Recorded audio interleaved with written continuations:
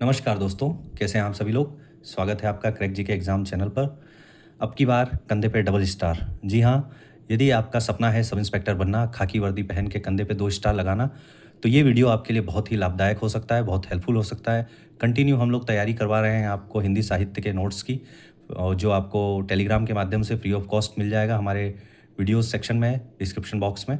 और कंटिन्यू हमारे प्लेलिस्ट को आप देख के पूरे हिंदी साहित्य की तैयारी कर सकते हैं। आज का वीडियो आपके लिए बहुत ही इम्पोर्टेंट होने वाला है, जो अभी तक के वीडियो का थोड़ा लंबा वीडियो होगा ये, क्योंकि आज के वीडियो में हम लोग डिस्कस करने वाले हैं विशेषण, क्रिया, क्रिया के भेद और अव्यय। सारे क्रिया, जितने भी प्रकार के क्रिया होते हैं वो सब हम लोग देखेंगे, इसलिए बहुत इंपॉर्टेंट ये वीडियो होने वाला है, अंत तक ज़रूर देखिएगा। अव्यय तक आज का वीडियो हम लोग कराएंगे। जैसा कि मैं अभी तक जो भी वीडियो बनाता हूँ उससे पहले मैं आपको बताता हूँ कि किस तरीके से पुराने सालों में ये टॉपिक्स के प्रश्न आए हैं और हमारे नोट्स आपके लिए कितने हेल्पफुल हो सकते हैं। तो आइए आज भी हम लोग देखते हैं। पहले विशेष्य और विशेषण से अभी तक आपको 2001 से लेकर 2021 तक टोटल 100 प्रश्न पूछे गए हैं, और जिस प्रकार से ये प्रश्न पूछे गए हैं उसी प्रकार से आपको नोट्स में अभी मिलेंगे कि ये नोट्स कितने लाभदायक हैं आपके लिए। जो अभी तक हमारे नोट्स का फ़ायदा आप लोग ले रहे हैं, वो बच्चे ज़रूर तैयारी कर रहे हैं और PYQs लगा रहे हैं, तो उनको पता चल रहा है कि क्वेश्चन किस तरीके से आ रहे हैं। जैसे क्रिया में अभी तक 35 क्वेश्चन आए हैं। प्रेरणार्थक क्रिया, पूर्वकालिक क्रिया से, सकर्मक क्रिया से, अकर्मक क्रिया से, ये सभी आपको अभी नोट्स में आपको देखने को मिलेंगे। क्रिया विशेषण में रीतिवाचक, परिणामवाचक, कालवाचक, स्थानवाचक, और अव्यय से जो प्रश्न आए हैं, जैसे ये अव्यय से अभी तक, तो ये सभी आपको पुराने प्रश्नों में किस तरीके से PYQs में ये आए हुए हैं, ये आपको देखने को मिलेंगे।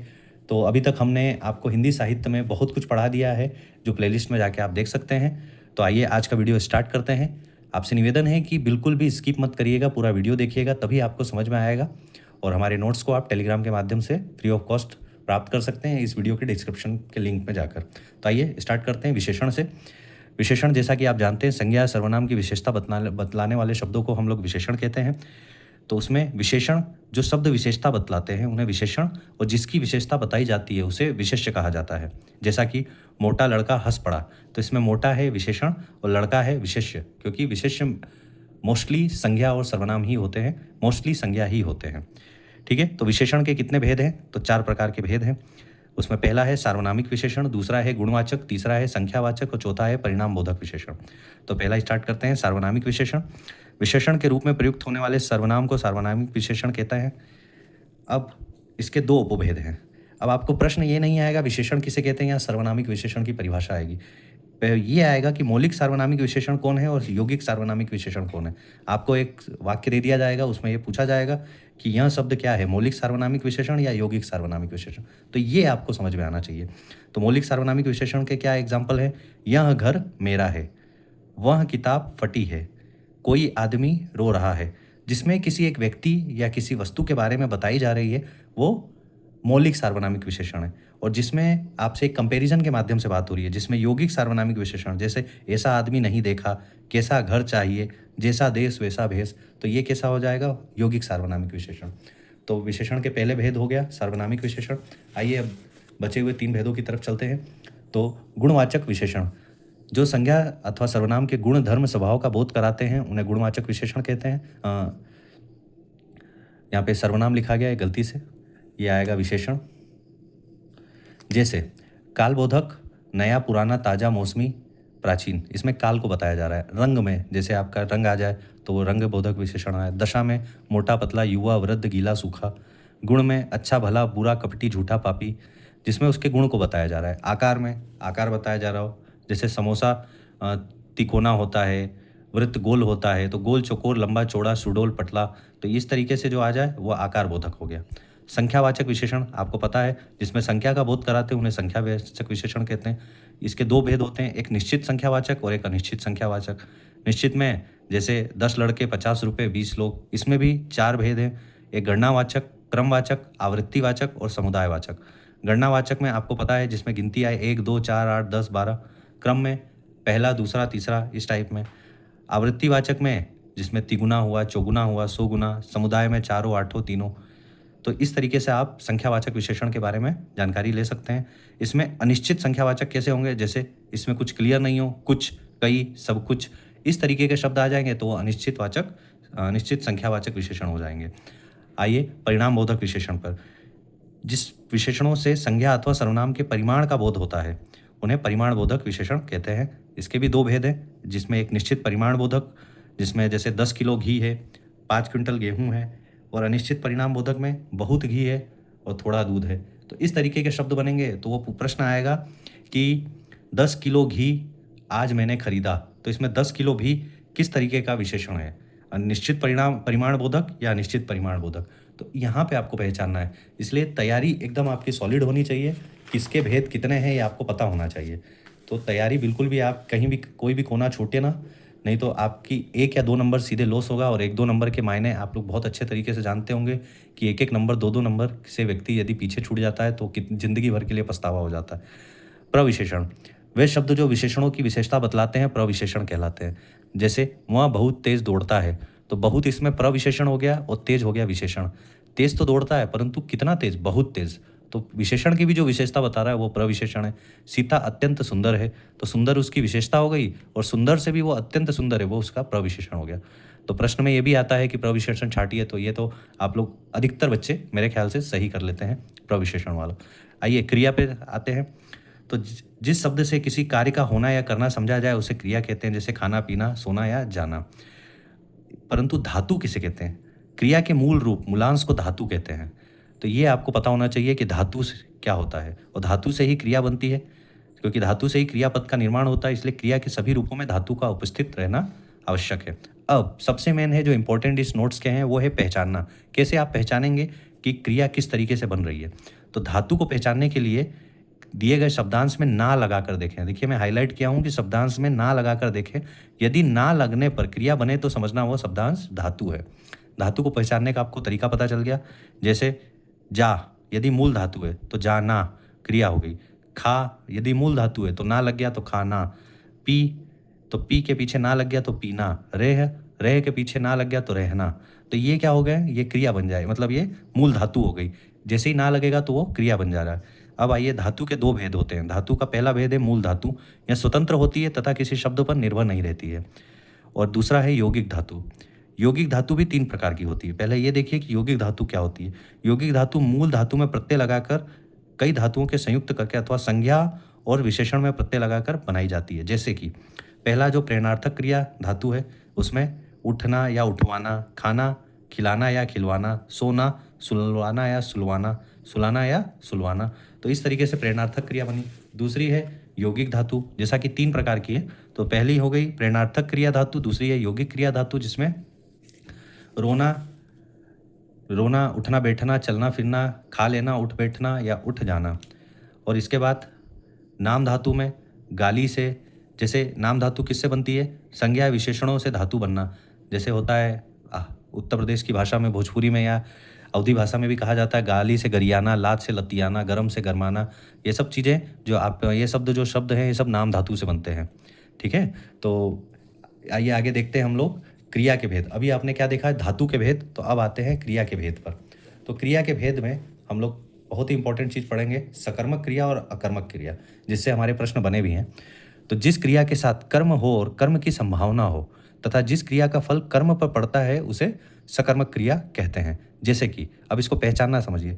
राम फल खाता है, तो खाना क्रिया के साथ में फल क्या है? कर्म है। तो राम फल खाता है, ये कैसी क्रिया हो गई? सकर्मक क्रिया। सीता गीत गाती है, गाना क्या है यहाँ पर? गाना हो गया क्रिया। देखिए यहाँ पर धातु है खा, ना लग गया तो वो क्रिया बन गई, तो खाना क्रिया हो गया और फल क्या हो गया? कर्म हो गया। यहाँ पर गा धातु हो गया, ना लगने से वो क्रिया बन गई, गाना क्रिया हो गया और गीत क्या हो गया? कर्म हो गया। तो सीता गीत गाती है, तो गाना क्रिया के साथ गीत कर्म है, मतलब ये कौन सी क्रिया है? सकर्मक क्रिया है। अब अकर्मक क्रिया किसे कहते हैं? अकर्मक क्रिया के साथ कर्म नहीं होता है तथा उसका फल कर्ता पर पड़ता है। जैसे एग्जाम्पल देखिए, राधा रोती है। अब यहाँ पे कर्म का अभाव है, राधा क्या है? राधा संज्ञा है, तो रोती है कर्म का फल अब किसके ऊपर पड़ रहा है? राधा के ऊपर पड़ रहा है, मतलब जो कर्ता है। राधा क्या है? कर्ता। मोहन हंसता है, तो कर्म का अभाव, तो अब इसका हंसता है क्रिया का फल किस पे पड़ रहा है? मोहन पे पड़ रहा है। मोहन क्या हो गया? कर्ता हो गया, संज्ञा हो गई। ठीक है, तो जहाँ अब कर्म नहीं है तो मतलब वो अकर्मक क्रिया, जहाँ कर्म है तो वो सकर्मक क्रिया। इसको पहचानने का तरीका देखिए कि प्रश्न में अब कैसे हम पता करेंगे कि कौन सा कर्मक है, कौन सा सकर्मक है। ये देखिए इंपॉर्टेंट थिंग जो पहचानने का तरीका है क्रियाओं की पहचानने का तरीके में क्या और किसको प्रश्न करने से होता है। यदि दोनों का उत्तर मिले तो समझना कि क्रिया सकर्मक है और न मिले तो अकर्मक है। जैसे राम फल खाता है, जो हमारा पहला था, राम फल खाता है, तो ये क्या खाता है? तो फल खा रहा है, मतलब ये कौन सी क्रिया है? सकर्मक क्रिया है। अब बालक रोता है, तो क्या रोता है? उत्तर नहीं मिल रहा है, मतलब अकर्मक क्रिया है। किसको रोता है? इसका भी उत्तर नहीं मिल रहा है, मतलब अकर्मक क्रिया है। तो जब आप क्रिया को पहचानना है तो उसके साथ आप क्या नहीं लगाएं, क्या लगाएं या किसको लगाएं। यदि ये दो शब्द कर लगाने से आपको उत्तर मिल रहा है, मतलब वो कौन सी क्रिया है? सकर्मक क्रिया है। और नहीं मिल रहा है, मतलब वो अकर्मक क्रिया है। क्रिया के कुछ अन्य भेद हम लोग देखते हैं। सहायक क्रिया, जैसे कि मैं घर जाता हूँ, इसमें जाना जो हो गया वो मुख्य क्रिया हो गया और हूँ जो हो गया वो सहायक क्रिया हो गया। वे हंस रहे थे, तो मुख्य क्रिया क्या हो गया? हंसना, और रहे थे मतलब वो सहायक क्रिया हो गया। तो इस तरीके से आप सहायक क्रिया आप पता कर सकते हैं। पूर्णकालिक क्रिया, राम भोजन करके सो गया, तो भोजन करना मतलब पूर्णकालिक, उसने भोजन कर लिया है और उसके बाद क्या कर रहा है? वो सोने जा रहा है, मतलब दूसरी क्रिया है। तो जब पूर्णकालिक क्रिया करने के बाद दूसरी क्रिया कर रहा है, मतलब वो पूर्णकालिक क्रिया हो रहा है। जब कर्ता एक क्रिया को समाप्त करके दूसरी क्रिया करना प्रारंभ करता है तो पहली क्रिया क्या हो जाती है? पूर्णकालिक क्रिया हो जाती है। अब तीसरा, नामबोधक क्रिया। नामबोधक क्रिया में संज्ञा अथवा विशेषण के साथ क्रिया जुड़ा है तो नामबोधक क्रिया बनती है। जैसे कि संज्ञा ऑब्लिक विशेषण क्या है? लाठी, और इसमें क्रिया जोड़ना है मारना, मतलब क्या बन गया नामबोधक क्रिया? लाठी मारना। पीला पढ़ना, मतलब पीला पढ़ना, पीला क्या था? संज्ञा थी, और क्रिया क्या थी? पढ़ना, तो क्या पड़ गया? पीला पढ़ना। अब द्विकर्मक क्रिया पे आइए, जिस क्रिया के दो कर्म होते हैं। जैसे अध्यापक ने छात्रों को हिंदी पढ़ाया, तो यहाँ पे दो कर्म कौन कौन से? एक छात्रों और एक हिंदी। श्याम ने राम को थप्पड़ मार दिया, तो दो कर्म क्या है? एक राम हो गया और एक थप्पड़ हो गया। अध्यापक क्या है यहाँ पर? अध्यापक करता है, श्याम भी यहाँ पर करता है। तो दो कर्म कौन कौन से हैं? ऊपर वाले में छात्रों और हिंदी, दूसरे में राम और थप्पड़। तो जहाँ पे दो कर्म आ जाए, हाँ, दो कर्म आ जाए तो वहाँ पर क्या होगा? द्विकर्मक क्रिया होगा। तो देखिए, सबसे मैंने पढ़ने के साथ उस एग्जाम्पल को समझना। जब आप एग्जाम्पल को क्वेश्चन के साथ हल करेंगे या उसके साथ उसको पुट अप करेंगे वाक्य में, तो आपको आंसर एकदम आसानी से मिलेगा। तो इसलिए नोट्स को बनाना आसान नहीं है, उसको अप्लाई करना करके देखेंगे तो आपको उत्तर मिलेगा। अब आपका संयुक्त क्रिया, द्विकर्मक क्रिया हो गया है। संयुक्त क्रिया पे आइए, जब क्रिया दो क्रियाओं के संयोग से निर्मित होती है। वह खाने लगा, मतलब इसमें दो क्रिया है। वह खाने लगा, आप आते जाते रहिए, मैंने किताब पढ़ ली। तो यहाँ पर क्या हो गया कि दो क्रियाओं के संयोग से निर्मित हो रहा है, तो यहाँ पे कौन सी क्रिया हो गई? संयुक्त क्रिया। क्रियार्थक संज्ञा, जब क्रिया संज्ञा के भांति व्यवहार में आता है। जैसा टहलना स्वास्थ्य के लिए लाभदायक है, यहाँ पर क्रिया क्या है? टहलना, परंतु यहाँ पे इस वाक्य में क्या यूज हो रहा है? वो संज्ञा के जैसे यूज हो रहा है। टहलना स्वास्थ्य के लिए लाभदायक है। देश के लिए मरना, मरना मतलब क्रिया है, परंतु यहाँ पे मरना क्या हो जा रहा है? संज्ञा हो जा रही है। देश के लिए मरना कीर्तिदायक है। तो इस तरीके से आप जो है शब्दों को पहचान सकते हैं और इस नोट से आपको एक आइडिया मिलेगा। आप इस नोट से यदि आप पढ़ रहे हैं, और मेरा विश्वास मानिए इसी नोट्स के माध्यम से मैंने भी यूपीएसआई में बहुत अच्छा स्कोर किया है 2021 के एग्ज़ाम में, इन्हीं नोट्स के माध्यम से। और ये मेरे मेहनत का नतीजा है कि ये नोट्स आज वापस एसआई के एग्ज़ाम में हेल्पफुल होने जा रहे हैं। तो आइए स्टार्ट करते हैं अव्यय तक। और यदि मेरा नोट्स और मेरी मेहनत आपको थोड़ी सी भी अच्छी लग रही हो तो हमारी वीडियो को लाइक करिए, हमारे चैनल को सब्सक्राइब करिए और शेयर करिए अपने दोस्तों के साथ, जिससे वो लोग भी इस नोट्स का फ़ायदा उठाएं फ्री ऑफ कॉस्ट। क्योंकि मैं ये चाहता हूँ कि जिस तरीके से मुझे ये नोट्स फ़ायदेमंद हुए हैं, आप लोगों के लिए फ़ायदेमंद हो। तो कम से कम आप लोग जब ज्वाइनिंग हो तो मुझे याद करें और कम से कम एक थैंक यू तो बोल सकें कि सर आपके नोट्स से हमको बहुत हेल्पफुल मिला है या हेल्प हुआ है। तो आइए अव्यय को देखते हैं। ऐसे शब्द जिनमें लिंग, वचन, पुरुष, कारक आदि के कारण कोई विकार नहीं आता है, अव्यय कहलाता है। ये शब्द सदैव अपरिवर्तित, अविकारी अव्यय रहते हैं। इनका मूल रूप से स्थिर रहता है, कभी बदलता नहीं है। अव्यय कभी बदलते नहीं है। अव्यय के कितने भेद हैं? तो अव्यय के 4 भेद हैं। वैसे 5 भेद भी कहीं कहीं आपको पाए जाते हैं, परंतु जो भेद माने गए हैं उत्तर के अनुसार, यूपीएसआई के 2021 के एग्जाम के अनुसार, उसको 4 ही माना गया है। क्रिया विशेषण पहला, और आगे दूसरा भी और देखिएगा। क्रिया विशेषण जिसको एडवर्ब कहते हैं, जो शब्द क्रिया की विशेषता बतलाते हैं उन्हें क्रिया विशेषण कहते हैं। अर्थ के आधार पर क्रिया विशेषण कितने प्रकार के हैं? तो 4। पहला है स्थानवाचक, दूसरा है कालवाचक, तीसरा है परिमाणवाचक और चौथा है रीतिवाचक। अभी आपने ये क्वेश्चन आपने जो पुराने अभी मैं दिखाया था उसमें देखे होंगे। स्थानवाचक में स्थितिवाचक है और दिशावाचक है। स्थिति में भी क्या है? यहाँ वहाँ भीतर बाहर। दिशावाचक में इधर उधर दाएं बाएं।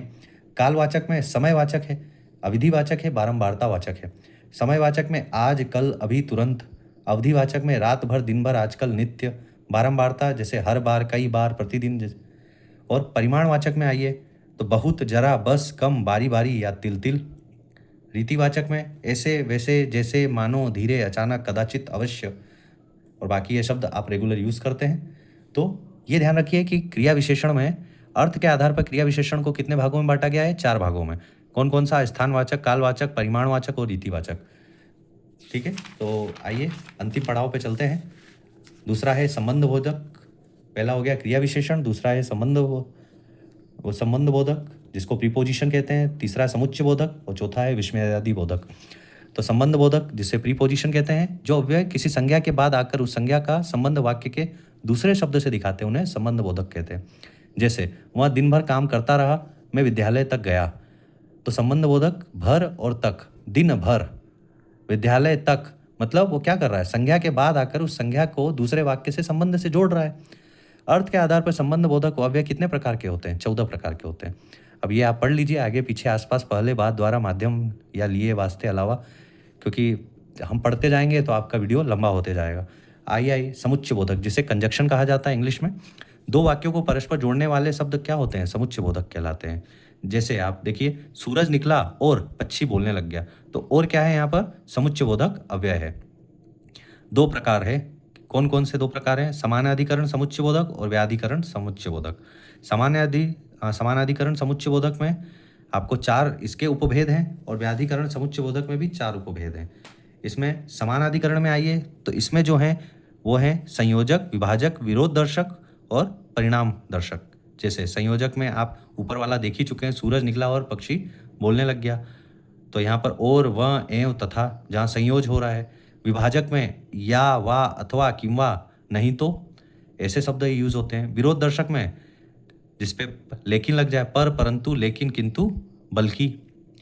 परिणाम दर्शक में इसलिए, अतः, अत, एवं, यहाँ पे ये समानाधिकरण है। और व्याधिकरण में जिसमें हमेशा आपके क्वेश्चन मार्क जैसा कुछ लगे। जैसे इसके भी 4 उपबोध हैं। पहला है कारणवाचक, क्योंकि, चूंकि, इसलिए कि, कारण इसमें आ जा रहा है ना। उद्देश्यवाचक में कि, जो कि, ताकि। संकेतवाचक में जो, तो, यदि, तो, यद्यपि, तथा। ऐसे प्रश्न, ऐसे वाक्य जो आ जाए जिसमें ऐसे शब्द हों, वो कौन सा होगा? व्याधिकरण समुच्चय बोधक। और लास्ट है स्वरूपवाचक, कि, जो, अर्थात, यानी। तो हम लोगों ने क्या पढ़ा? समुच्चय बोधक में आपके 2 प्रकार के होते हैं, समानाधिकरण और व्याधिकरण समुच्चय बोधक। समानाधिकरण के भी 4 उपभेद हैं और व्याधिकरण के भी 4 उपभेद हैं। और आइए लास्ट में चौथा है हमारा विस्मयादि बोधक, जिसको इंटरजेक्शन कहा गया है। इंटरजेक्शन जिस अवयव से हर्ष, शोक, घृणा आदि भाव व्यंजित होते हैं तथा जिनका संबंध वाक्य के किसी पद से नहीं होता है। जैसे वाह, हाय, ए, हाँ, जी हाँ, ठीक। जैसे लोग उसको दिखाते हैं कि छी, अरे कैसा है ये। तो इस टाइप में जो शब्द आते हैं या वाक्य आते हैं, वाक्य आते हैं, उससे क्या होता है? विस्मयादि बोधक अव्यय ये कहलाता है। और आखिरी में आता है निपात, जैसा कि 4 आपने देखा है। 5वां कभी कभी माना जाता है, परंतु आपके आयोग के अनुसार 4 ही माना गया है अव्यय को। निपात जिसका कोई लिंग वचन नहीं होता है, मूलतः इसका प्रयोग अवयव के लिए होता है, लेकिन ये शुद्ध अवयव नहीं होते हैं। निपात कितने प्रकार के होते हैं? 9 प्रकार के होते हैं। कभी कभी क्वेश्चन आता है कि निपात कितने प्रकार के होते हैं, तो 9 प्रकार के होते हैं। तो आने वाले वीडियोज़ में हम लोग वाक्य भेद, उसके पूरे हम लोग देखेंगे वाक्य भेद कितने प्रकार के होते हैं, विराम चिन्ह कितने प्रकार के होते हैं। आपसे मैं वादा करता हूँ, यदि आपने मेरे हिंदी के नोट्स पूरे के पूरे अच्छे से आपने पढ़े हैं, तो आपका हिंदी में से 40 में से कम 38 क्वेश्चन एकदम एग्जैक्ट सही होंगे, क्योंकि मेरे 40 में से लास्ट ईयर 40 के 40 क्वेश्चन मेरे सही थे इन्हीं नोट्स के माध्यम से। बशर्ते ये है कि मैंने अपने नोट्स पे ज़्यादा रिलायबल रहा, किसी और पे नहीं। मैं अपने नोट्स को पढ़ता था और इसी को रिवाइज़ करता था और PYQs लगाता था, क्योंकि PYQs बहुत इंपॉर्टेंट होते हैं। जो बच्चे PYQs लगा रहे हैं वो देख रहे होंगे कि ये नोट्स कितने हेल्पफुल हैं और आपको आने वाले एग्ज़ामों में कितना हेल्प दिला रहे हैं। तो आने वाले वीडियोज़ के लिए आप जुड़े रहें हमारे चैनल से, और तब तक के लिए पढ़ते रहें, लगे रहें। जय हिंद, नमस्कार।